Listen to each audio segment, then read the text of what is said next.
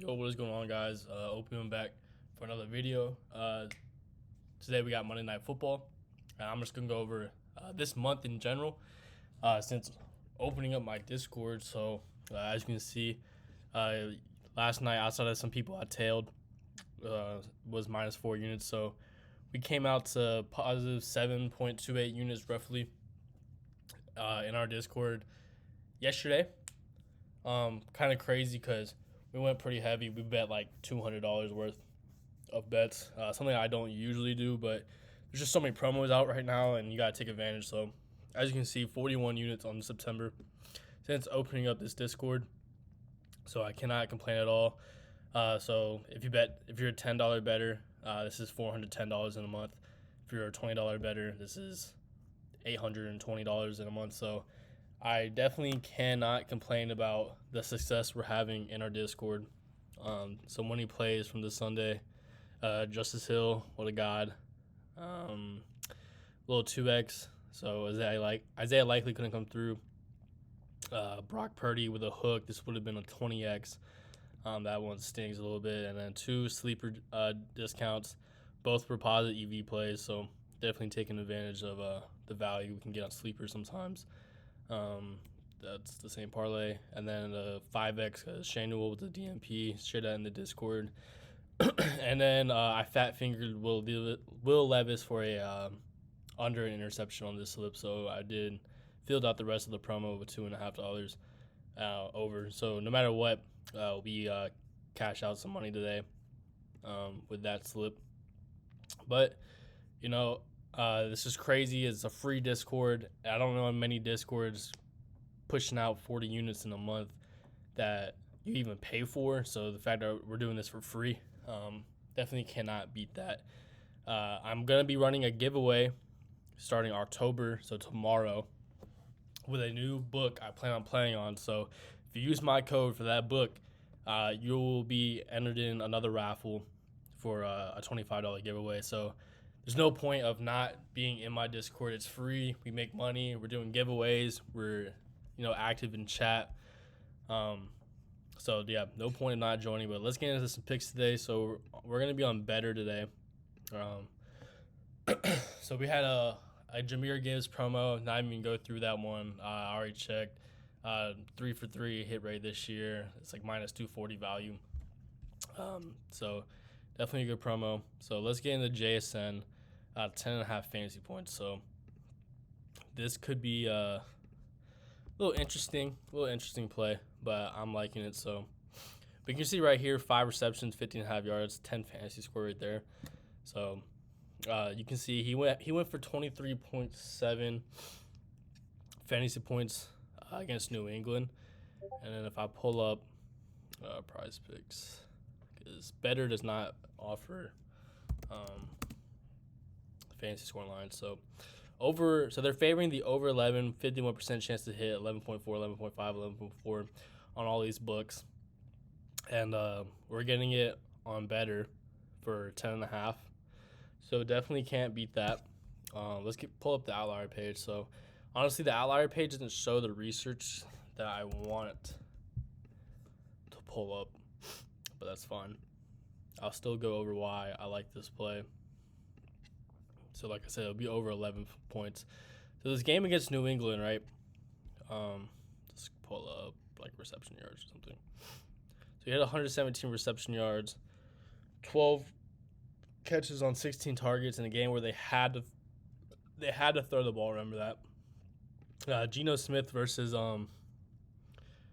the Miami Dolphins. They got in a big lead. I think they had like a pick 6 that game, so there was no need to throw the ball. But the thing that I like the most is that Tyler Lockett is actually being faded out of this offense a little bit, and Jason is a clear number 2. I've already looked at it. Jason, he ran 90% of the routes in week 2 versus New England. He ran like 97% of the routes. Week 3 against Miami, they just weren't throwing the ball. So with that underlying usage, the snap count is up compared to last year. So I think Jason is due for another breakout game. He had a dud against Miami, but against a Detroit offense where you can't really throw the ball, or you can't really run the ball, and you have to throw the ball. Obviously, receiving yards allowed 31st in the NFL. I am also a Lions fan, so I can attest to that pretty well. And then receptions, 32nd in the NFL. So I definitely expect big games from Jason. I expect to get big game from DK. I'm not playing DK, but I don't mind DK's like anytime touchdown if you're interested in that. But Jason, second receiver in the Seahawks offense, seeing the most snaps, running the most routes. So yeah, Jason, 10.5 fantasy points. So let's lock that in. Let's get into the next pick. So Kenneth Walker under 55.5 rushing yards. So directly correlated with the Detroit Lions. I'll pull up ESPN right here. Let's see what the game spread is. Probably like the Lions 4.5, 5.5, something like that. Pull that up. Yeah, Lions 4.5. Game spread 46.5. So pretty high game spread. Let's pull up Kenneth Walker. So actually, this is Price Picks. So cool.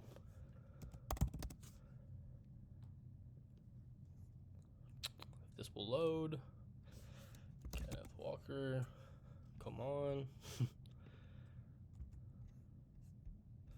I guess we'll have to just scroll down and try to find it. Yep, under 55.5 rushing yards, 52.27% chance to hit. All these books, 54.5, 52.5, 52.5. Better has his line too high. And then if I pull up Kenneth, so like I said, game script wise for the Lions, we usually score a lot of points, which means teams have to throw on us, abandon the running game. But also we have the best run defense in the NFL.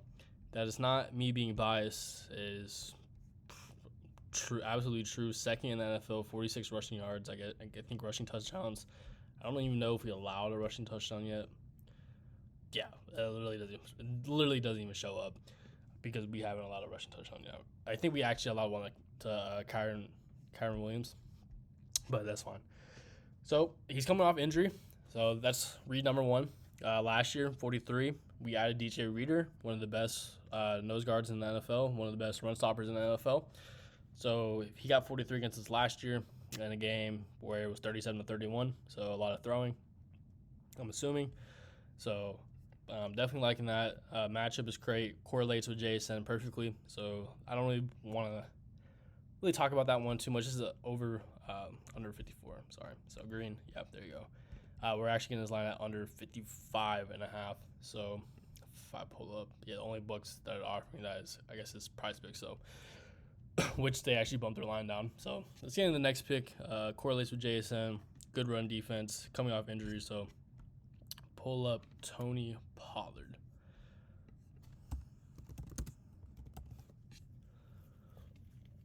Oh, he's right here. So over 2.5 receptions, -140. So really, I just think he's playing most of the snaps. I'm trusting Vegas on this juice. This line's at 3 everywhere else.